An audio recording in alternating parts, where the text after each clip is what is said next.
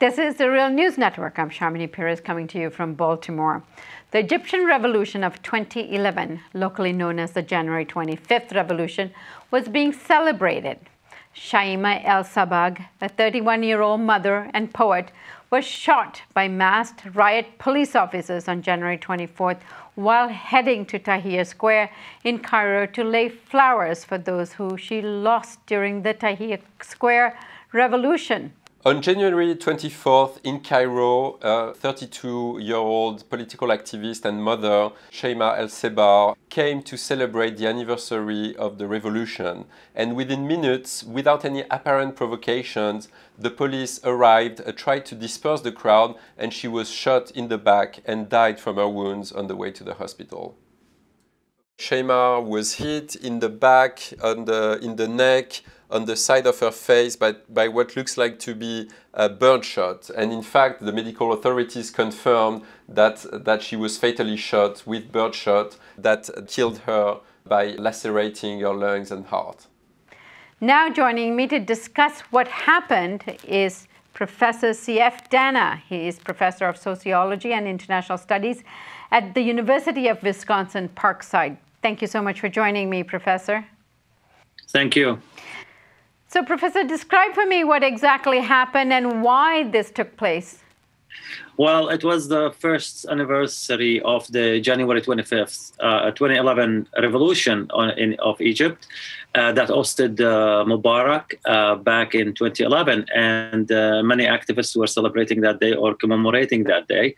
And the military and the security forces from the current Egyptian regime attacked them, and Shaimaa was, of course, one of the victims. She was directly shot, and was killed.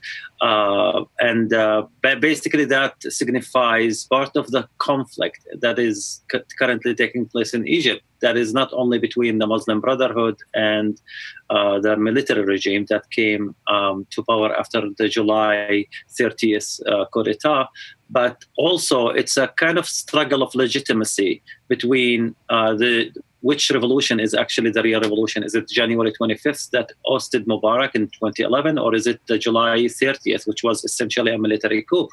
And that explains in part why the current regime is using its clash and conflict with the Muslim Brotherhood to also launch attacks on activists who don't belong to the Muslim Brotherhood.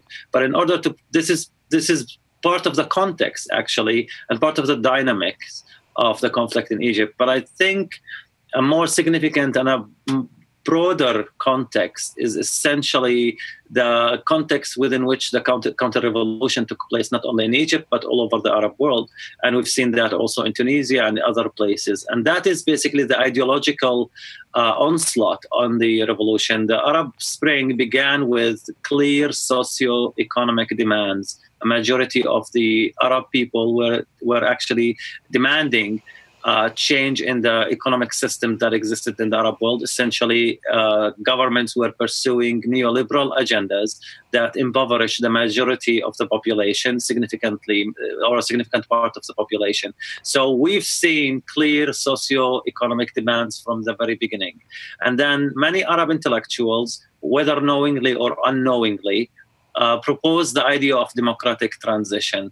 And democratic transition basically is really a new idea here in this context that was used and manipulated by the old regime to reproduce itself with new faces. And that's essentially what we've seen in Egypt. Now, the idea of revolutions doesn't entail, I mean, in the history and literature of revolutions, there is no such a thing as transitional periods. We have replacements of systems, economic systems with other economic systems, political systems with other political systems. So essentially, in the last 4 years, in many places in the Arab world, but particularly in Egypt, what we've seen is using this so-called transitional period and democratic transition by the old regime to reproduce itself. And we've seen 4 subsequent regimes in Egypt: Mubarak, the SCAF, the Supreme Council of the Armed Forces, then the Muslim Brotherhood, then the Sisi regime, currently the military regime. And interestingly enough, they have differences and they have clashes, but they all agreed on one single thing, which is following the same economic policies, which was originally was the demand of the people to change in 2011, back in 2011. Professor Seif Da'na, let's continue this discussion in a second segment on the Real News Network. Thanks for joining us. Thank you. And thank you for joining us on the Real News Network.